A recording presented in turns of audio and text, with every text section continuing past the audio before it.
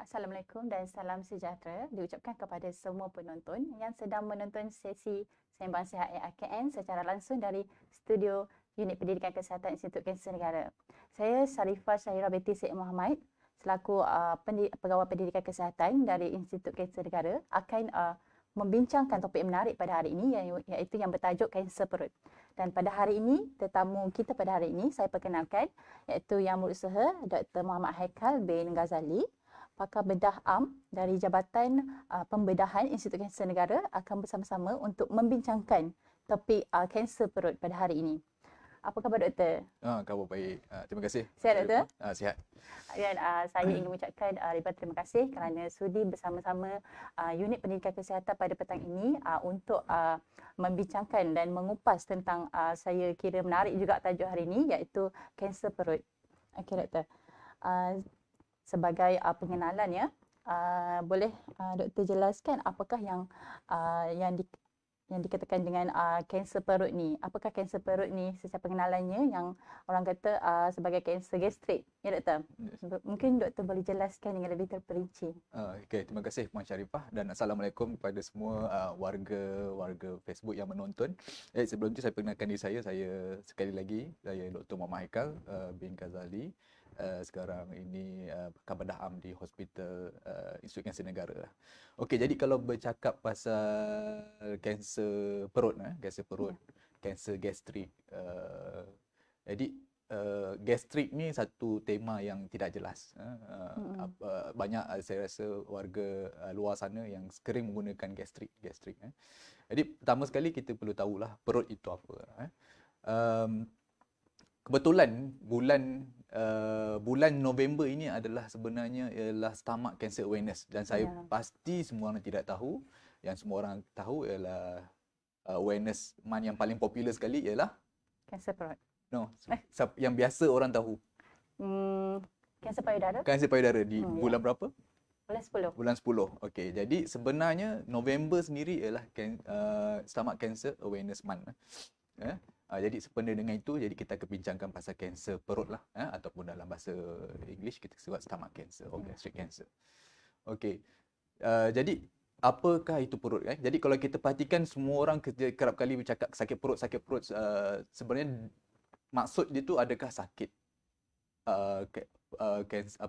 stomach ataupun perut ataupun sakit abdomen. Jadi kalau kita perhatikan gambar rajah yang ditunjukkan di dalam tertera dalam slide ini, menunjukkan di dalam abdomen itu sendiri terdapat banyak organ. Salah satunya perut. Salah satunya perut yang dia berada di atas belah kanan, belah atas tengah belah kanan di kawasan epigastrik lah. Jadi tapi di kawasan itu juga kita ada hati, liver, kita ada pudih empedu, juga kita ada usus kecil. Jadi perut yang kita ceritakan ni ialah perut lah. Jadi kanser perut, maknanya kanser itu sendiri ialah bercerita pasal maksudnya satu sel yang bereplikasi atau berkembang di luar kawalan atau tanpa kawalan. Jadi itulah sel kanser. Jadi sel kanser di perut ialah maknanya sel yang berada di perut yang membiak tanpa kawalan. Itu adalah kanser perut lah. Okey. Jadi kanser perut ni merupakan kanser yang kedua tertinggi dalam dunia yang menyebabkan kematian. Jadi di Malaysia kanser ni ialah yang lebih kurang dalam ke-6 tertinggi di kalangan lelaki dan juga ke-10 di kalangan wanita. Jadi dan kebanyakan kanser perut ni berlaku di atas umur 65 tahun lah. Tapi secara perlahan kita nampak, especially di Institut Kanser Negara ini, which is kita adalah tempat rujukan kanser perut, especially di kawasan Lembah Kelang dan juga utara. Kita nampak dan trend itu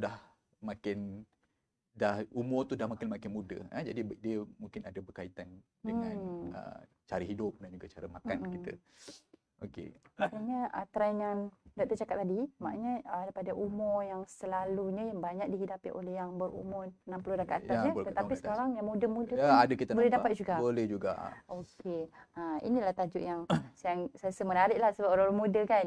Mungkin diorang ingat macam hanya yang berumur yang 60 tahun dekat atas sahaja yang berisiko untuk dapat, tetapi rupanya yang muda pun akan mendapat jugalah. Okey, dan seperti mana penyakit kanser yang lain, itu dari segi dia punya gejala, juga tanda-tanda pesakit mungkin hidapi akibat penyakit kanser. Dan mungkin boleh doktor jelaskan apakah contoh gejala atau tanda-tanda yang boleh kita lihat yang apabila pesakit tu dapat kanser perut ini. Apakah contoh-contoh gejala yang mungkin kita boleh kesan awal lah. Maksud kalau ada tengah tu orang cakap kanser perut bermula dia akan rasa tak ada selera makan. Dan mungkin ada contoh-contoh tanda dan gejala lain yang mungkin doktor boleh jelaskan. Okey, baik, terima kasih. Jadi kanser stomach ni kita kena faham perut ni adalah fungsi dia adalah satu kantung berfungsi untuk membantu penghadaman makanan. Jadi dia hasilkan asid, bantu kita hadam makanan. Dia bersiap sediakan makanan tu untuk seterusnya pula dihadam oleh usus kecil. Jadi dia adalah satu kantung yang di mana dia ada kawasan yang besar. Jadi kalau kita perhatikan kebanyakan pesakit kanser perut ni dia datang lewat. Maksudnya simptom dia sebab kenapa dia lewat? Sebab sebelum ketuban tu dia ada kecil makin besar sebab dia ada kawasan yang besar, jadi simptom dia tu akan tidak jelas. Tidak jelas. Jadi kalau kita perhatikan semua orang akan cakap gastrik. Dan itu yang jadi tanda-tanda awal yang boleh dilihat lah. Selain itu juga kita katakan kembung perut, sesebu kan, sesebu, kadang rasa sesebu, makanan tidak hadam. Betul. Dan juga kalau dah sampai dan selalu yang dia orang datang akan dapatlah selera makan kurang, berat badan turun, dan yang paling utara dia makan dia rasa senang kenyang. Senang kenyang. Kita bagi kalau bahasa orang putih kita panggil early satiety lah. Early satiety. Itu simptom je, tapi bila simptom tu especially yang kurang makan, berat badan dah kurang, mudah kenyang, maksudnya ketuban tu dah mengganggu proses perut tu secara keseluruhan. Jadi masa tu kebanyakannya sebab tu dia datang dah lewat. Sebab kalau yang untuk peringkat awal dia tanda-tanda tidak jelas. Betul, biasa juga ada yang datang especially kalau peringkat dia datang dengan pendarahan. Ada juga pendarahan. Pendarahan. Jadi kalau saya tengok trend yang pendarahan ni biasanya di peringkat awal dikesan, biasanya dia akan berada di peringkat awal. Selain pendarahan dan juga ni keletihan, ini tanda-tanda kanser secara keseluruhan lah. Tapi kalau untuk kanser perut itu sendiri ialah ketidakhadaman, kembung, sakit ketidakselesaan di bahagian epigastrik, lepas tu mudah kenyang lah. Itu antara contoh gejala-gejala atau tanda-tanda yang mungkin dialami oleh pesakit yang mengidap kanser perut ini. Dan itu antara contohlah yang doktor telah bagi tahu kan tentang gejala dan tanda kanser perut ini berlaku. Jadi semua penonton atau pesakit akan pesakit itu sendiri mungkin pernah mengalami kan, dan juga yang penonton juga perlu mengetahui tentang maklumat ini. Dan seterusnya doktor, mungkin penyakit kanser perut ini juga terdapatnya faktor risiko yang kemungkinan akan berlakunya kanser perut ini, seperti mana kalau seperti mana penyakit kanser yang lain, begitu juga dengan penyakit kanser perut ini. Dan apakah contoh faktor risiko yang mungkin akan dialami oleh pesakit khususnya? Dan kalau kita tahu, kalau kanser perut ni sering dikaitkan dengan kuman yang berada dalam perut itu sendiri. Itu sebagai contoh yang nama kuman tersebut ialah H. pylori. Jadi mungkin doktor boleh jelaskan dengan lebih lanjut apakah antara contoh faktor risiko yang mungkin dialami. Terima kasih. Jadi untuk risiko, salah satu kita kalau kita perhatikan data, satu ialah jantina itu sendirilah. Jantina. Jadi kebanyakan kanser perut ni yang jantina lelaki yang berisiko lagi tinggi. Kadang 2 kali ganda daripada wanita untuk menghadapi kanser perut ni, which is kita tak boleh ubat buat apa-apa lah, memang jantina. Keduanya umur. Umur selagi kita tahu memang 65 tahun ke atas risiko orang yang mendapat pesakit kanser itu banyaknya daripada umur yang 65 tahun ke atas. Ketiga, bangsa. Bangsa dan kalau kita perhatikan data Malaysia sendiri, 67% ialah di kalangan orang Cina. Worldwide, kanser-kanser perut ini memang banyak berlaku di orang Asia, especially di Jepun dan juga China. Jadi itu bangsa. Ketiga, keempat ialah macam Puan Sharifah beritahu tadi lah, H. pylori infection. Ni H. pylori infection ni ialah satu jenis bakteria yang dia suka duduk di kanser di bahagian perut kita. Dan dia juga akan membiak dan juga dia akan membiak di situ dan akan menyediakan satu ruang untuk dapat kanser. Jadi sebab tu kalau pesakit yang ada tanda-tanda gejala awal, contoh especially lah diorang akan yang biasa kalau di klinik luar sana yang rawat kata gastrik tu. Kalau kita buat endoskopi ataupun pemeriksaan teropong ke dalam perut mereka dan kita akan perhatikan ada tanda-tanda radang dan kita akan ambil sampel. Kalau kita dapat detect H. pylori ini, kita boleh rawat mereka sebab dia adalah risiko untuk dapat pada kanser perut ni. Jadi sebab tu saya sarankan especially kat keluarga luar sana yang mengalami tanda-tanda ada masalah tanda-tanda seperti yang kita katakan sebelum ini, ketidakhadaman makanan, ketidakselesaan epigastrik, kembung kan kadang-kadang. Jadi kalau datang awal, jangan biarkan dia dirawat tanpa tindakan. Maksudnya pergi ke klinik lega, pergi ke klinik balik buat ambil makan ubat, kurangkan asid. Jadi kena minta rujukan awal especially ke hospital berhampiran yang untuk buat rawatan endoskopi dan periksa bakteria ni dan boleh dirawat dengan antibiotik. Jadi sebab dia secara jangka masa panjang dia akan menyebabkan tidak balas yang menyebabkan kita dapat kanser perut dan especially biasa yang saya nak perjelaskan lah, especially warga luar sana di bukan warga kesihatan, dia suka makan ubat gastrik lah. Makan ubat gastrik. Kita panggil apa? Tahu tak ubat gastrik apa? Ubat yang gastrik. Ubat gastrik. Kalau orang Apa tua nama ubat tu? Pergi makan, dia beli pantoprazole lah, esomeprazole. GP pun dia kan, pakcik datang sebab apa? Sakit perut. Okey, bagi ubat gastrik. Ubat gastrik. Bagi ubat gastrik. Dia bagi lagi. Patient tu datang lagi, minggu depan dia bagi lagi. Sakit pun lebih selesa nak ambil ubat dia gastrik, tak nak pergi di hospital. Jadi benda-benda ni akan melambatkan. Kalau betul dia ada kanser, kita dapat detect lambat. Jadi kalau betul dia ada jangkitan H. pylori, dia pun tidak boleh dirawat. Jadi kita minta kalau benda tu berpanjangan ataupun ni, minta rujukan awal ke hospital berhampiran. Kita biasanya sekarang ni endoskopi akan terus dibuat ataupun bagi tarikh dan kita akan periksa dan kita ambil spray dan kita rawat dengan antibiotik. Jadi untuk kurangkan risiko untuk mendapat kanser perut inilah. Selain itu juga kalau tengok ni biasalah hisap rokok lah. Hisap rokok ke betul ialah risiko. Jadi kalau hisap rokok berhentilah.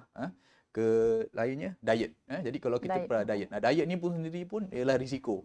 Kalau kita tengok one of the reason ataupun salah satu kenapa di bahagian Jepun, China ni, Korea dia tinggi dia punya kadar kanser perut di negara mereka. Ialah ada sebab cara dia mereka makan. Dia makan apa? Cara pemakanan mereka. Cara makan. Dia akan makan benda yang masin. Jeruk. Jeruk. Adakah bersalai pun termasuk juga. So benda-benda apa? Bersalai. Bersalai, smoke, macam benda ni. Semua benda-benda ni secara keseluruhan dia akan meninggikan risiko untuk dapat kanser. So, jadi kalau kita perhatikan kat Malaysia pula pun ada juga kan. Tapi kalau you perhatikan dekat Kelantan, saya memang kat Kelantan, kanser perut dia sangat rendah. Oh ya? Sangat rendah. Kelantan. Jadi satu mungkin bangsa lah. Kat Kelantan majoriti bangsa Mm-mm. ialah Mm-mm. ialah Melayu kan. Mm-mm. Dan juga satu cara makanan orang lah. Jadi kita tak pasti cara hidup ke yang menyebabkan dia. Mm-mm. Jadi kalau parti tapi dia juga biasanya yang kanser Mm-mm. perut ni dia negara-negara yang membangun ataupun yang maju lah. Kalau di Oh, India pun kurang juga. Jadi kurang. mungkin lebih kepada gaya kehidupan dan diet mereka sendiri. Dari pemakanan tu sendiri ya. Jadi selain tu yang kita boleh ialah genetik lah. Ada Genetik. especially keturunan keluarga. Kalau kita biasa yang ni, especially yang CDH1 mutation, yang tu memang kadang-kadang dia pada usia muda boleh dapat kanser lah. Umur 40 tu dia confirm dah dapat. Dia akan pasti dapat. Jadi pesakit-pesakit ini kadang kita kena buat screening. Jadi kalau warga luar sana yang ada ataupun pernah dengar ataupun diterangkan ada ahli keluarga tahu yang sebelah keluarga abang ke apa yang mengalami masalah ini, dan mungkin kena berjaga-jaga dan juga kena buat rawatan susulan dan juga pemantauan. Itulah antara faktor risiko yang kemungkinan yang boleh menjadi tercetusnya kewujudan kanser perut ni terhadap diri seseorang itu. Maka kita sebagai rakyat ataupun ahli keluarga selain pesakit bolehlah untuk cuba melakukan perubahan terhadap khususnya gaya hidup kita sendiri dari segi amalan-amalan pemakanan yang sebelum ni kalau kita selalu makan yang makanan yang kerap yang mengandungi jeruk atau jenis bersalai, cubalah kurang-kurangkan. Dan mungkin itu salah satu cara kita untuk mencegahlah. Dan sebelum itu saya ingin mengalu-alukan juga untuk semua para penonton yang sedang menonton sesi Sembang Sihat AKN secara live ini, boleh juga menyertakan sebarang komen atau pertanyaan kepada dalam ruang komen yang disediakan, kerana kita ada satu sesi Q&A nanti dan kita akan cuba menjawablah segala pertanyaan yang mungkin para penonton hendak bertanyakan kan kepada Dr. Haikal hari ini. InsyaAllah kita akan cuba jawab. Dan seterusnya tadi kita dah sebut tentang gejala faktor risiko kanser perut kan. Jadi seterusnya macam mana mungkin ada cara mencegah kanser perut ni, Doktor. Mungkin Doktor boleh kongsikan apakah antara contoh cara yang kita boleh cegahlah daripada berisikonya untuk dapat kanser perut ni. Okey, jadi kalau bercerita pasal pencegahan, saya rasa tadi pun kita dah bercerita sikit pasal pencegahan. Tapi secara keseluruhannya, apa yang kita boleh ubah ialah gaya hidup kita. Contohnya, satu, isap rokok lah. Isap rokok ni mana-mana pun dia akan risiko. Jadi berhenti isap rokok. Kedua, cara pemakanan kita. Kita kalau warga Malaysia ni, cara pemakanan kita yang terlalu kadang-kadang kita mengambilkan cara yang mana, contohnya pengambilan sayur-sayuran dan buah-buahan. Meningkatkan serat. Tingkatkan serat pembuahan. Satu lagi, ketiga ialah tanda-tanda yang orang kata gastrik tu. Kena periksa adakah dia H. pylori punya infection, which is kita kena eradicate lah. Kedua, dengan healthy lifestyle lah. Maksudnya sihatkan tubuh badan, banyakkan bergerak, banyakkan exercise dan juga ubah pemakanan. Juga kena perhatikan dengan tanda-tanda awal dia, sebab macam saya katakan, kanser perut ni dia bila dah lewat baru semua orang baru rasa. Bila datang di hospital, nanti saya akan cerita sedikit lah pasal berkenaan dengan diagnosis dan juga rawatan bergantung pada fasa. Datang lewat. Jadi bila kita lewat, kita punya aim tu dah untuk aim untuk pemulihan tu dah tak boleh nak pemulihan, kita lebih kepada berpotensi saja.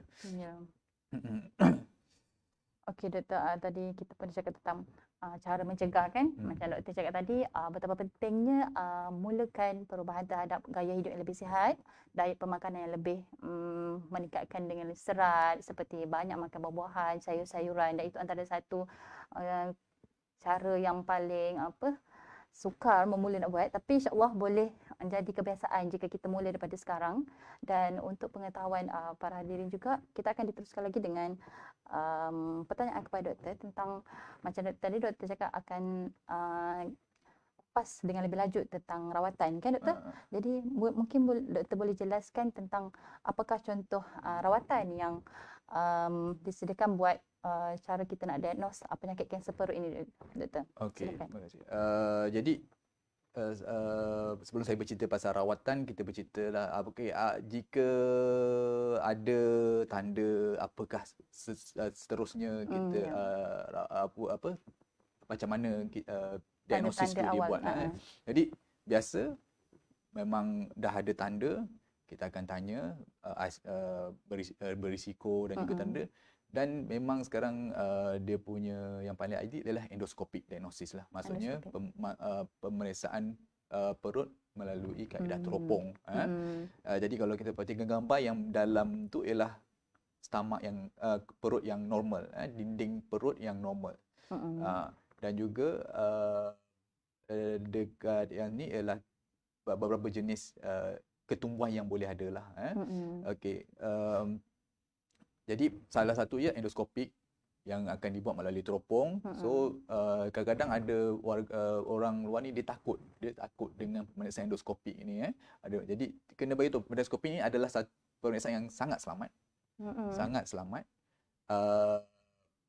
Selesa, dan kita kalau diaikan kita akan buat dengan memberi ubat pelali dan kita akan tidur lebih kurang tidurkan pesakit lah. Jadi kadang-kadang ada pesakit yang memang tidak tahu yang dia teropong dibuat. Jadi jangan takut dengan pemeriksaan teropong. Ada tanda, pergi ke hospital, minta bincang dengan doktor untuk pemeriksaan teropong itu dilakukan. Jadi sebab kita akan masuk pemeriksaan teropong itu melalui mulut dan kita akan periksa perut lah.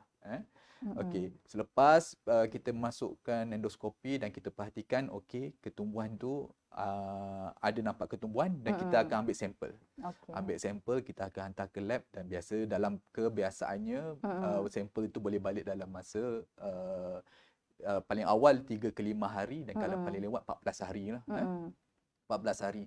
Jadi bila dah ambil sampel di biopsi dan bila dah sampel diambil kita akan hantar ke lab dan lab akan report lah. Jadi bila kita buat endoskopi tu kita akan ambil gambar, kita akan lepas pada endoskopi tu kita akan bagi tahu pesakit. Jadi kadang pesakit ni ada 2 minggu yang dia akan adakah aku kanser? Adakah aku kanser? Tempoh yang dia takutlah tu. Jadi tempoh tu yang akan menentukan. Jadi kesian kepada pesakit, jadi masa 2 minggu tu dia masih tertanya-tanya lah. Tapi secara keseluruhan daripada endoskopi, gambar endoskopi itu sendiri kita akan boleh dapat tahu jangkaan dia memang dia akan kanser. Jadi kita akan bagi tahu memang keballakan tinggi ialah kanser. Jadi kita minta pesakit bersedia dan dengan jadi satu untuk kepastian ialah daripada sampel itu sendirilah. Jadi kadang-kadang lepas pada kita nampak ialah ciri-ciri kanser, kita akan buat sebab satu kita nak tahu dia kanser ke tak. Kedua, kita nak tahu dia dah pergi mana. Peringkat mana? Adakah peringkat mana? Jadi adakah ketumbuhan itu di situ saja ataupun sudah pergi. Jadi macam mana kita tahu, kita akan buat satu kita panggil CT scan lah, di mana CT scan itu akan proses dia akan dimasukkan dalam terowong, dia akan buat satu gambaran, dia akan tengok daripada dada sampai ke bahagian perut lah. Jadi kita mana tahu sebab kita nak tahu satu kawasan kanser itu sendiri adakah melangkau daripada di dalam perut atau melangkau di luar kawasan perut ataupun and then tambahan juga dia adakah sudah pergi ke organ lain. Contoh organ yang paling biasanya pergi untuk kanser perut ni ialah hati dan paru-paru. Jadi berdasarkan endoskopi dan juga CT scan kita akan bagi tahu pesakit ini adalah tahap berapa. Jadi pada situ kita akan perjelaskan kepada pesakit apakah rawatan yang ada, jangka masa dan juga adakah perlu pembedahan, selepas pembedahan dan rawatan secara keseluruhan. Jadi pesakit kena bersedia dengan bersedia dan juga menghadapi semua inilah. Okey. Jadi kadang-kadang kadang-kadang pesakit juga kadang-kadang dia akan lepas CT scan kadang kita nampak ada kanser tu dah pergi ke paru atau dah ada pergi ke ataupun tidak. Itu kadang-kadang kita ada buat tambahan siasatan lah, contohnya PET scan. Okey. Jadi lepas kita dah dapat tahu, dah confirm ini tahap 1, tahap 2, tahap 3, tahap 4 dan pada situ kita akan buat satu rangka rawatan kepada pesakit, jelaskan secara menyeluruh dan biar pesakit faham. Jadi apa, kalau perhatikan dekat gambar rajah, kita akan kata adakah stage 1, stage 2, stage 3 ke 4. Jadi macam saya bagi tahu sebelum ini, mereka datang kadang-kadang dah stage lewat, Dah stage stage lambat, akhir. stage jadi antara stage 3 dengan stage 4 tu orang datang. Okey. Kalau ikut pada tahap 1, tahap 2, kita panggil tahap 1, tahap 2 ni ialah tahap yang terbaik lah untuk datang. Masa tu sebab kita panggil tahap 1, tahap 2 ni ialah kita boleh berbincang untuk pulihkan dia daripada kanser. Kita panggil kuratif. Yang tahap ketiga ni berpotensi untuk pulih dan tahap 4 ni tidak lah. Jadi lepas tu kalau boleh kita nak create this saya nak ambil satu platform ini untuk jelaskan kepada semua warga luar yang menonton dan boleh bincang, boleh share dengan ahli keluarga. Ada tanda awal detect datang. Jadi kita harap kes yang datang tu semua di peringkat awal. Di peringkat awal. Jadi kita boleh offer rawatan pemulihan. Jadi kalau kita tengok dalam slide ni, dia adakah pembedahan, adakah kemoterapi, biasanya kemoterapi ataupun radioterapi, ataupun kadang-kadang kita ada special, kita panggil targeted terapi lah. Jadi kami daripada pakar bedah, kalau boleh kami nak dari peringkat awal tu datang sebab kami nak buang kanser, rawatan dia memang kena buang. Kena buang. Jadi pembedahan lah. Jadi kita tanya, kalau tahap 1 biasa yang perlu dibuat ialah pembedahan. Tahap 1. Tahap 2 dia pembedahan dahulu dan selepas itu disusuli dengan rawatan kemoterapi. Yang tahap ketiga, yang ini saya kata tahap yang berpotensi untuk pulih. Sebab apa? Sebab kita akan bagi kemoterapi dahulu.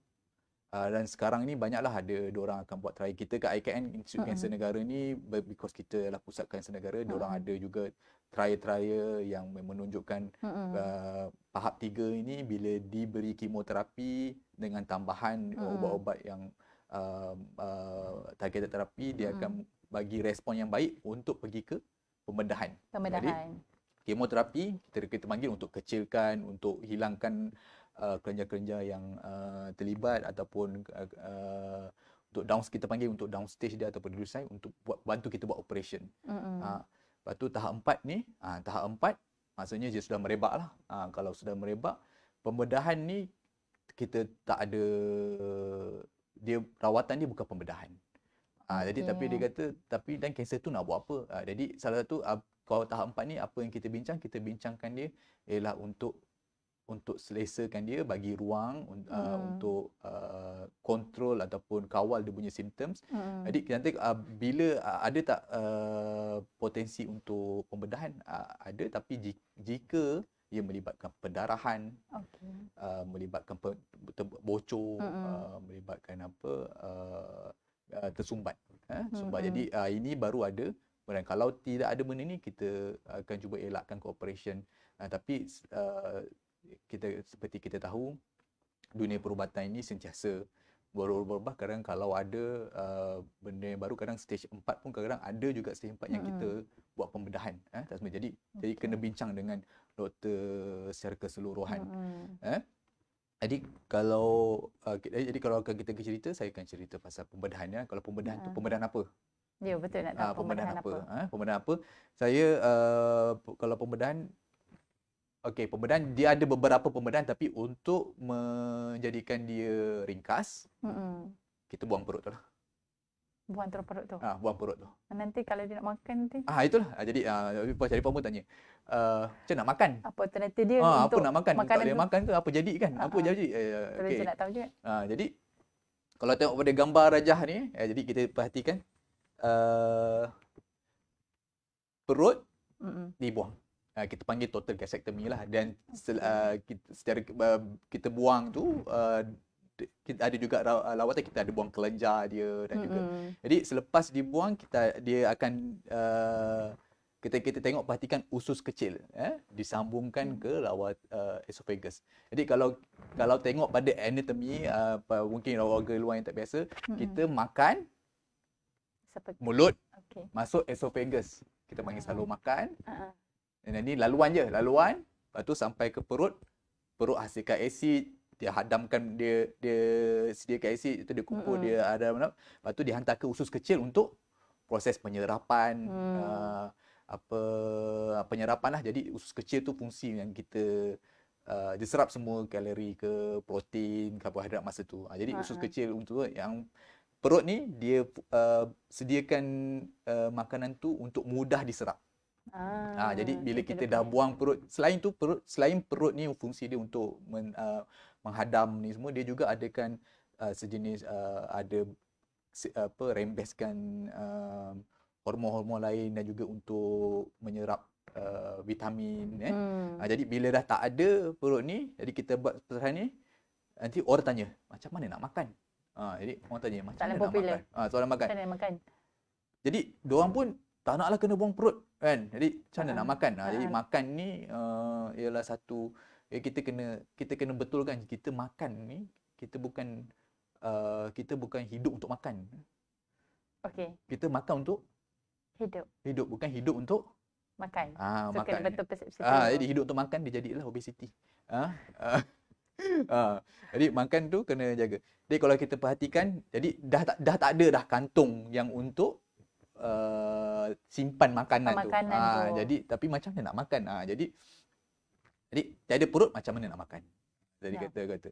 Jadi boleh makan, just kena ubah. Maknanya portion dia tu makin kurang lah. Portion dia kena makan secara kuantiti yang kecil, lebih kerap. Dan pemilihan makanan tu sendiri, dia tak boleh makan karbohidrat dulu, dia kena ambil yang protein dulu. Rule dia. Kena ambil protein dulu. Kenapa tak boleh ambil karbohidrat dulu ni? Sebab karbohidrat ni bila dia masuk, nanti dia akan kembang, kita rasakan mudah kenyang. Jadi bila dah kenyang, kita tak nak ambil pula protein. Jadi protein ni yang utama. Padahal itu yang diperlukan oleh tubuh badan juga kan? Jadi lepas tu makan minum tak boleh. Dia kena makan, kunyah lama, kuantiti kecil, kerap. Lepas tu antara makan tu mana lepas 30 minit baru minum air. Jadi boleh hidup. Ada pesakit-pesakit kanser kita kalau dia ikut cara ni, dia masih boleh hidup secara normal. Dia boleh hidup secara normal. Selain tu makan tu perlahan. Dia beza dia lepas pada dah tak ada perut tu, dia kena makan orang lain dah habis makan dah. Dia kena lama sikit lah. Jadi dia kena spend dalam 23 minit untuk habiskan satu makanan tu. Makanan dia kena ambil yang protein dahulu, kemudian vitamin, fiber, buah-buahan, sayuran, dan juga lepas tu barulah karbohidrat kalau masih ada ruang. Jadi tak perlu takut, tak perlu risau sebab kena buang tu memang kena buang, dan juga sebab kalau tak dia akan melarat. Jadi kalau stage 1 memang kita rawatan pembedahan. Jarang-jarang tapi ada mana kalau stage 1 yang terlalu awal, kita akan buat buang kanser itu melalui endoskopik. Tapi jarang-jarang lah sebab diorang mesti datang pun akan dari stage 1. Jadi jarang-jarang, tapi kebanyakannya yang memang datang perlukan pembedahan buang perut. Jadi kena makan tu kena ubah.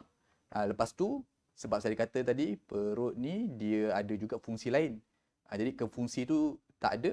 Jadi beberapa vitamin yang kita bagi suplemen. Ada contohnya kita bagi kalsium dengan folic acid, dan juga kadang vitamin B12 3 bulan sekali kita akan inject. Itu daripada segi keseluruhan selepas operation. Pembedahan tu lah. Okey, macam menurut pengalaman doktor kan, sebelum ni ada tak sakit yang tetap tak nak buat pembedahan? Ada, memang ramai. Especially bangsa Melayu, dia memang ada sebenarnya memang operation ni memang tak maulah. Macam mana dia atasi? Maknanya dia masalah sebenarnya semuanya is komunikasi je. Penerangan macam-macam lah, macam Puan Sharifah sendiri tanya saya, macam mana nak makan perut tak ada. Macam mana nak makan? Kan orang takut nak makan tu tak boleh. makan tak boleh. Tapi kalau penjelasan secara menyeluruh, yang kita bagi tahu rangka rawatan, plan rangka rawatan Kau kita. faham. Sebab kena ingat macam saya cakap, stage 1 operation, stage 2 pembedahan dan juga kemoterapi. Jadi Kemoterapi ada. jadi 70% tu ialah pembedahan yang kita buat tu. 30% tu ialah kemoterapi. Jadi kita nak capai 100% tu kena dapat rawatan ni secara keseluruhan. Dia tak boleh, okey operate boleh doktor, tapi saya tak nak kemo. Oh, tak nak kemo. Dia kena ambil semua. Dia kena ambil semua. Dia tak ada bukannya dia discount. Nak half-half pula kan. Boleh discount. Kemo tak nak lah sebab satu lagi orang sana mesti saya tahu dia dengar kemo tu dia takut. Dia takut. Lepas tu dengan lagi didikan-didikan yang tidak bertauliah dari luar lagi, dia pun buat operation lepas tu tak nak kemo. Jadi dia punya kanser tu dah datang cepat, dia datang balik. Jadi kita kena faham secara keseluruhan kanser itu sendiri memang ialah sel yang abnormal, yang membiak, yang kadang-kadang kalau kita dah buang keseluruhan pun ada micro cancer cell yang perlu dibunuh oleh dengan kemoterapi. Jadi kena ingat kemoterapi ni dia bukannya sekejap dan dia bukannya boleh buat kali ni. Lepas tu lagi 3 minggu ke ataupun 2 minggu sekali, 3 minggu sekali dia kata tak larat lah doktor. Ataupun biasa kalau pesakit kanser perut ni dia ada masalah dari segi nutrisi. Sebab cara makan dah berubah kan. Cara makan berubah, lepas tu dia pun tak pandai, tak diterangkan dengan baik ataupun tak boleh follow apa yang kita bagi tahu. Jadi sampai nak habiskan kemo tu akan ada bermasalah sebab kemo ni dia punya efek dia bukan dia efek dia berterusan. Jadi dia kena tepat pada waktunya. Dan setiap kali dia tak boleh dapat kali ni, lepas tu yang kali ni tak larat, lepas tu dapat lagi 3 minggu. Jadi dia dah ada gap, bila ada gap dia punya graf tu dah turun balik. Dia tak macam menaik. Cantik lah nanti jadi bila rawatan terganggu ni dia dah tak, yang 30% tu dah kita kata dia tak dapat lah sebaik. Jadi dia ada secara keseluruhan dia kanser tu datang balik dengan mungkin lagi cepat. Lagi cepat. Jadi jadi saya harap isu tak boleh makan, tak ada perut tu tak timbul lepas ni ataupun jadi boleh menjawab kena faham kemusykilan. Orang mesti kata nak makan macam mana kan. Okey. Lagi? Betul doktor. Dan begitu lengkap dan padat penerangan Dr. Haikal tentang apa itu cara ujian-ujian, terdapat ujian-ujian tertentu atau cara diagnosis untuk seseorang pesakit itu mendapatkan rawatan. Dan ia bukan ia bergantung kepada tahap penyakit kanser itu dah merebak tahap mana, dia bergantung juga. Dan mungkin tahap pertama cara rawatan pembedahan, tahap kedua, ketiga, keempat dah lain. Kan doktor kan? So sekarang kita sesi Q&A dan kita akan cuba kita lihat dulu soalan. Mungkin ada penonton yang bertanya soalan dia.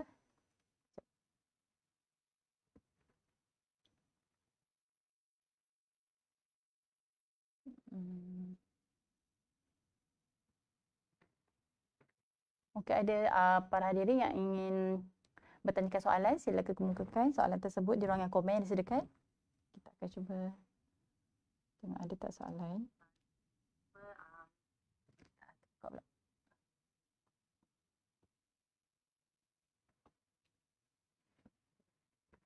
Okey, sementara kita tunggu soalan, jadi saya kanser perut ni pun ada beberapa jenis lah, tapi yang keseluruhan saya terangkan tu ialah jenis yang adenokarsinoma lah, kita panggil kanser yang biasa. Tapi selain itu juga ada limfoma, ada GIST, rawatan dia agak berbeza.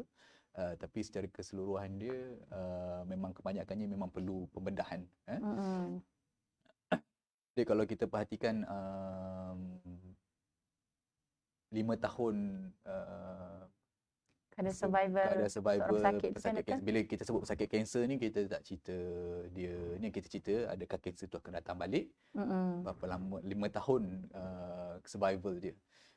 Jadi kalau kita perhatikan 5 tahun, kalau stage 1, stage 2 tu lebih kurang dalam boleh mencecah 70% untuk kalau tahap 1, tahap 2 lebih kurang 60-70%. Jadi tahap ni yang kita nak.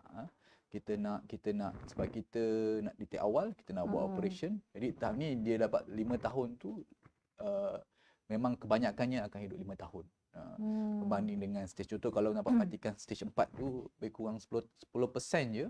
Maksudnya 10% ni maknanya dalam sekolah 100 orang kanser usus stage 4, 10 orang je yang hidup sampai 5 tahun. Yang lain semua memang ini kalau kita perhatikan kalau dekat survival length gastric cancer kalau stage 1, stage 2 kalau tengok dia boleh dapat kuasa 1 tu sampai 62 bulan, which is lebih pada 5 tahun lah. Stage 2. Jadi kita nak yang ni. Jadi pesakit kalau boleh detek awal, kita buat rawatan awal dan kita boleh capai benda ni. Kita detek awal. Okey doktor, terima kasih ya doktor atas penjelasan yang saya kira sangat lengkap dan juga sangat bermanfaat, mungkin menjadi maklumat tambahan kepada semua penonton yang sedang menonton sesi sembang saya KN kita pada petang ini. Dan okey, sekarang masih ada soalan daripada para penonton dan tapi para penonton boleh juga mengemukakan soalan tersebut di ruang komen dan insya-Allah akan datang kita akan cuba menjawab soalan tersebut di ruang komen itu juga. Okey Dr. Ahmad, kita pun dah sampai ke penghujung lah saya kira, dah sampai ke penutup. Dan mungkin sebelum kita mengakhiri perbincangan dan kupasan tentang tajuk kita pada hari ini, mungkin doktor ada sepatah dua kata atau nasihat kepada para penonton di luar sana. Silakan doktor. Okey. Jadi berkenaan dengan kanser perut ni, saya dari awal daripada awal perbincangan saya dah bagi tahu tanda perlu jangan diremehkan. Pemeriksaan perlu dipercepatkan dan rawatan perlu dilakukan. Jadi pembedahan kanser perut ni dibuat oleh pembedahan pakar GI, iaitu di IKN lah kalau di Lembah Kelang. Kalau di tempat lain yang kita ada pembedahan pakar GI ialah di Johor Bahru, di Pulau Pinang, di Sarawak dan di Sabah, di Kota Kinabalu dan juga Hospital Kuching lah. Jadi Maishu kena pastikan kalau pesakit sebab pembedahan ini dibuat lebih baik oleh pakar BJI sebagai keseluruhan, dia pembedahan yang rutin untuk mereka dan secara keseluruhan dia akan berikan pembedahan yang lebih baik. Jadi minta rujukan, saya ingin jelaskan kepada hospital-hospital ini jika mengalami kanser perut lah. Kanser perut. Okey. Okey, sebelum itu saya ingin kita pun dah sampai ke penghujung dan sebagai penutup rancangan kita pada petang ini, saya ingin sekali lagi mengucapkan ribuan terima kasih kepada Dr. Haikal kerana sudi bersama-sama pada petang ini untuk sama-sama berkongsi tentang tajuk kanser perut pada petang ini, dan insya-Allah kita akan berjumpa di lain hari. Dengan ini saya sudahi saya punya sesi ini dengan wabillahi taufiq wal hidayah. Assalamualaikum warahmatullahi wabarakatuh. Semoga berjumpa lagi. Okay, terima kasih. Terima kasih.